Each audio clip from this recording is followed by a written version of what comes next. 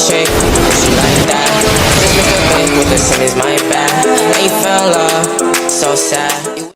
I feel like if they made a Loki game based off this series, it can be one of the biggest things, just like how Spider-Man was. Now hear me out on this one. When it's not off the game, it basically gonna go how the first episode went. When Loki get captured, he get interrogated, yada yada. But this where you learn how to play the game, and when you get put in a virtual reality system, and that's when you're gonna learn how to play the game. And also it's gonna be considered a practice mode for you to learn how to use different weapons and different abilities, which we're gonna talk about later on in this video. Once you learn all that, this game basically gonna be kind of like how the Dragon Ball Xenoverse 2 missions with Fu, where you gotta go back in different timelines and fix it. So basically you're gonna go to different timelines and defeat characters or prune them to complete the mission. Now start off the game, you obviously gonna start for Loki's double blade. The first mission you're gonna go through is basically you fighting Loki.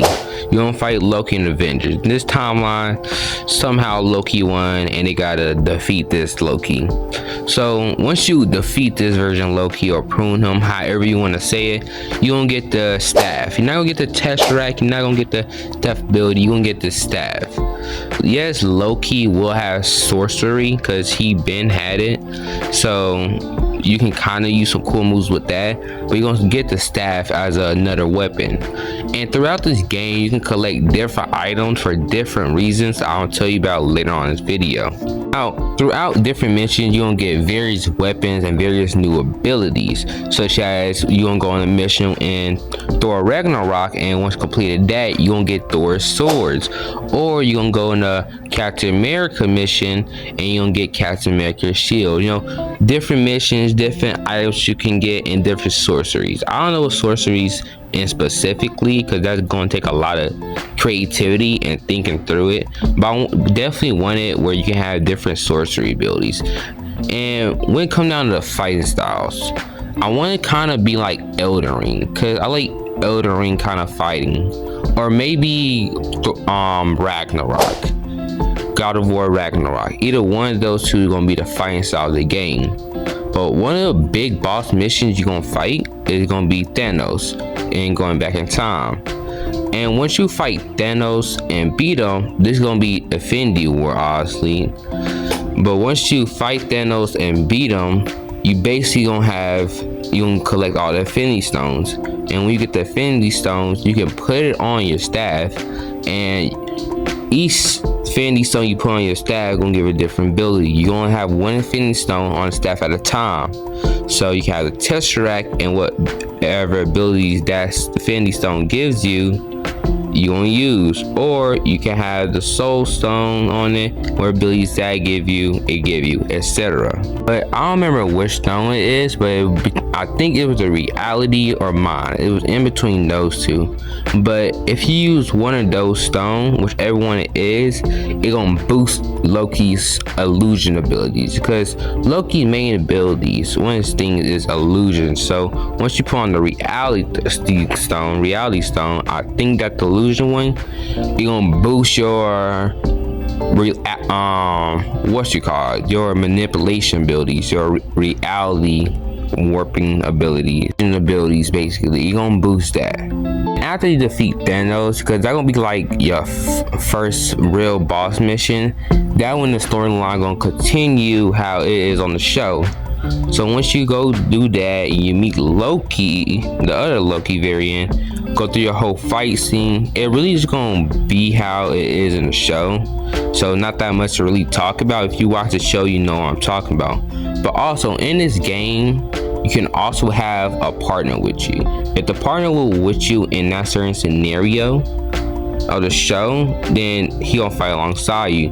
For example, let's say fighting Thanos. With that part, you're gonna get multiple partners throughout the series, throughout the game, I mean. and you're gonna unlock multiple. But if you find Thanos or doing one of these timeline missions, you can pick anyone. But if it's a canon timeline mission from the show, then honestly you can't pick anyone until the game ends. It's gonna be whatever partner is at that moment. Then you'll meet the other Lokis. When Loki gets pruned and get to this mission, where he meet the one who remains. Before that, in the show, he meet the other Lokis, and once you meet that's when you're gonna get multiple different kind of outfits. You're gonna get all their outfits, and in the background, you're gonna find different weapons, such as Mjolnir.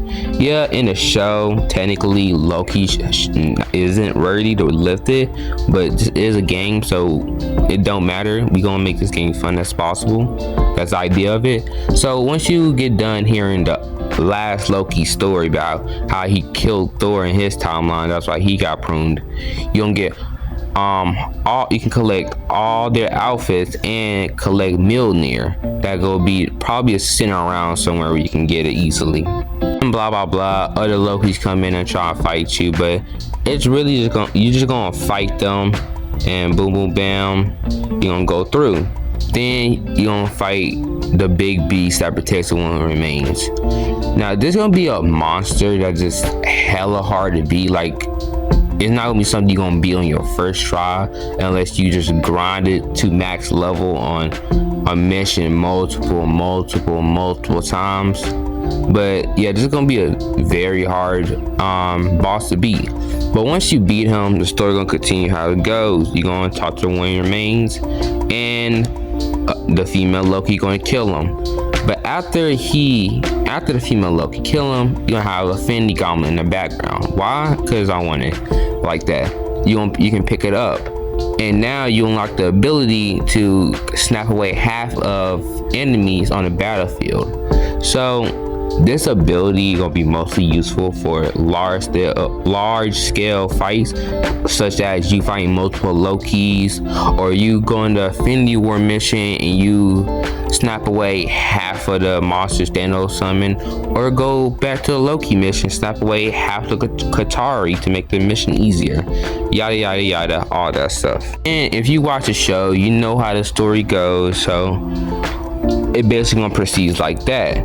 But in the show, Loki do get the ability. So once the female Loki defeats the one who remains throughout the series, you find out, oh yeah, Loki got this ability that make him go back in time. So basically, you gonna go back in time. Now, these ain't gonna just be the canon stuff from the show. You also gonna go back to random timelines, which is gonna help you unlock new weapons and abilities.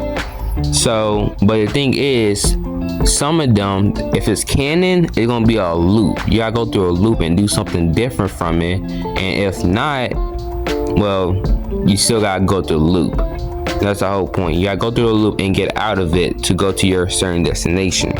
And once you do that, blah blah blah, you gonna go.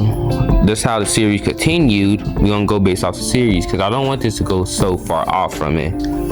Once you go off the series and start recruiting all the people, like how Loki did in season 2, recruiting all his old teammates, you are gonna learn how to control it, which Loki did.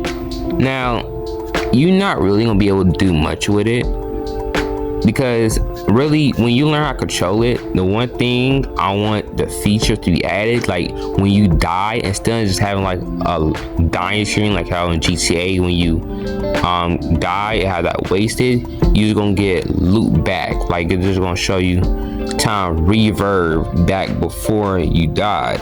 I feel like that would be way cooler, have that effect instead of you dying. I probably want it before, even when he learns to control it in the game.